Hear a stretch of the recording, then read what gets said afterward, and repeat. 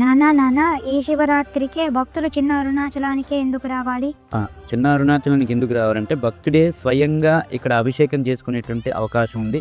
12 జ్యోతిర్లింగాలకి కూడా భక్తుడు స్వయంగా అభిషేకం చేసుకొని ఆ భక్తుడు ఆ అభిషేకం చేసినటువంటి తృప్తిని పొందడానికి అవకాశం ఇక్కడ ఉంది కాబట్టి.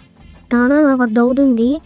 ఎన్ని క్షేత్రాలు ఉన్నాయి, భక్తులు మన చిన్న అరుణాచలం క్షేత్రానికి ఎందుకు రావాలి? ఎందుకంటే ఇక్కడ సహస్రలింగం, ప్రధాన లింగం వచ్చేసి సహస్రలింగం.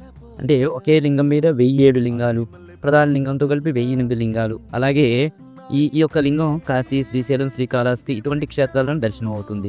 అలాగే జ్యోతిర్లింగాలన్నీ కూడా ఉండటం ద్వారా, అలాగే అష్టదిక్పారక లింగాలు, సూర్యచంద్ర లింగాలు, ఇంకా అంతేకాకుండా అరుణాచలం వెళ్ళలేని వాళ్ళు ఇక్కడికి వచ్చినట్లయితే, ఈ స్వామిని దర్శనం చేసుకున్నట్లయితే అరుణాచలం వెళ్ళినటువంటి ప్రతిఫలం పొందుతారు.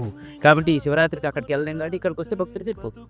ఇన్ని విశేషాలు కలిగినటువంటి ఈ క్షేత్రాన్ని మీ కుటుంబ సభ్యులతోటి మీరు వచ్చి దర్శనం చేసుకుంటారని ఆశిస్తున్నాను.